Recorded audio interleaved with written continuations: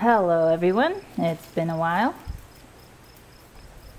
Well, I'm starting this video from it's probably 2 weeks ago now with this beautiful carrot harvest, my biggest for sure in the 2 years that I've been trying to grow them. That was really something. And then the rest are, normal size, I guess, for minimal watering that I've done this season. They're still pretty good. I'm very happy with the few carrots I got. And this was a mixed bag, so I have no idea in large what varieties they are. Or rather, I mixed up the seeds when I collected them, so. Oh, and you can see in the shot this cucamelon, the little melon hanging there. And they've really come in now at the end of August. The 4 plants that are in that bed have a ton on them. So I have collected, I counted about 80 melons. And that makes up 3/4 of a quart. So I guess I'd guesstimate 100. 100 little melons would fill up a quart jar. So I'm fridge pickling those at the moment. And the vines have started to definitely take over since I've, I guess since there was a little bit of rain, not much to speak of, but it was enough to really send them off. Here with the leeks and broccoli, I started off with the hori hori, and as you will see later, I switch over because these stems are really thick and I wanted to keep the roots in the ground, and I needed something a little more persuasive.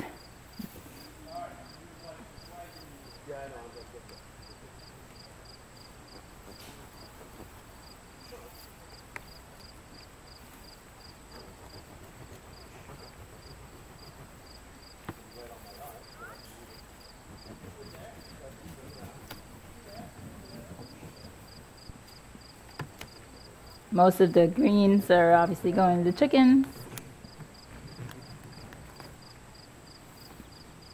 I haven't gone into saving leaves and turning them into powder or freezing them for broccoli anyway.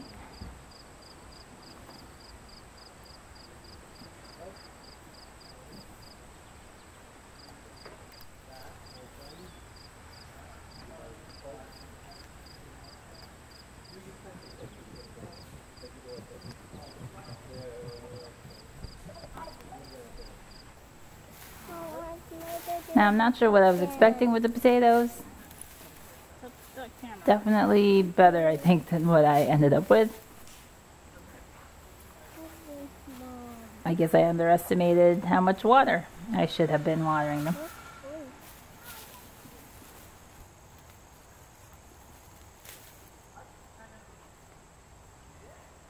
Mom, look, I'm swinging by myself. Look.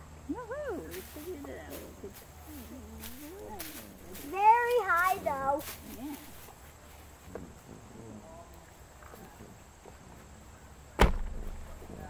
Mom, can I put it in here? Mom, when I put my hair on the ground, it tickles. What? Mom, when I put my hair on the ground, it tickles. Look, Mom, what's that? Look at that. Now it's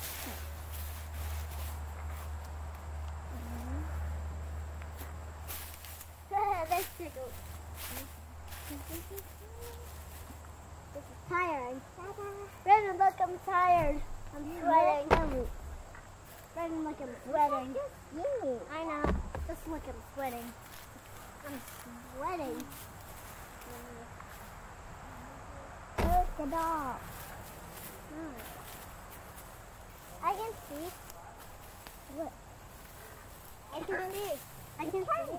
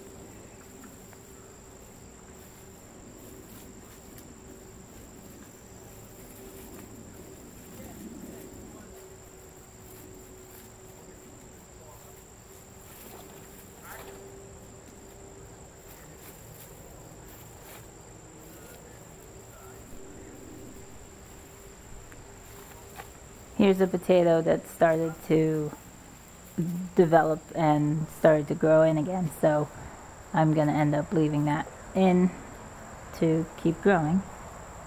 And I left most of the plot and most of the rest of the potatoes alone. I'm really hoping for some rain in the fall, maybe get them all to get more filled up. There's still a lot of green on the plants, so I figure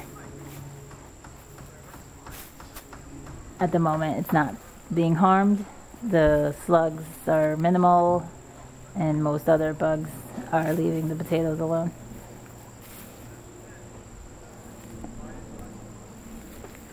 Not quite the bountiful harvest I was looking for, but enough for a meal or two. I pulled up the majority of the celery. I left a few that were still a little bit on the tiny side alone. I did have one already go to flower on me. I'm halfway through processing. I'm freezing the stalks, cutting them up into soup-sized pieces. My compost pile. The leaves I will dehydrate and grind as herbs in a little canister of herbs. So that's that pile. Also this, those two don't go together. So that's something that you would definitely, speak with your herbalist or your medical practitioner or your physician or your doctor with about whether you're taking actually something. Well, the jury's still out on whether it's raccoon or rat, which we had a sighting recently and we are working on to eradicate. So what took the corn? But regardless, this patch has to be cleaned up. This is undoubtedly a growing fail. Not enough plants to pollinate, but I tell you, it was so delicious. I chewed it before cooking it. Can't wait to grow it again next year. I'll be doing a compost in place method here with the spent corn. Just pulling them up and leaving them to decompose in place.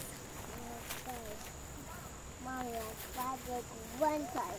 This is one. This is two. I also went ahead and pulled up lettuce.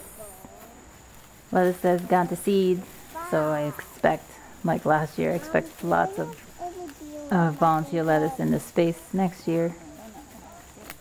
There's some barely surviving ground cherry in the back, but I'm just leaving those to the chipmunks, squirrels, whatever. I'm hoping to get the weed whacker to finish up some of this, but waiting for the cosmos end of life before I do that. So pretty much cleaned up this bed. I don't know if I'm actually going to get anything in the ground here, but at least it's pretty much done.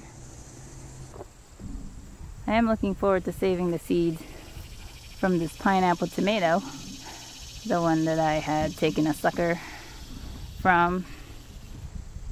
And there's lots of fruit set coming in. I'm slowly integrating the chicken population pre-chicken coop. So the little ones, they're about, what, 3 weeks maybe? Are they even 3 weeks? They were born on the 8th. But I was able to put the two that I was raising indoors on their own, and I put them down on the ground in this secure enclosure, and they went into the pen with the mom and the other chickies, and they weren't attacked. So they slept all together, the chickies, in the bin last night because I wasn't ready for them to be with the big chickens, but I wanted the mamas to get back with the big flock because they were going stir crazy in the little dog crate. So now they're in this area where they are protected. They can still see and hear the other chickens of the flock. And then I'll probably continue to do this shuffle. I let the mamas sleep with the main flock, and then the babies I collect and sleep inside the house until they're big enough to fend for themselves, because the main flock is a bit nasty. So they're enjoying their grass and their seeds and their bugs. But that's it for today, this week. I will hopefully get back to you soon with some better updates.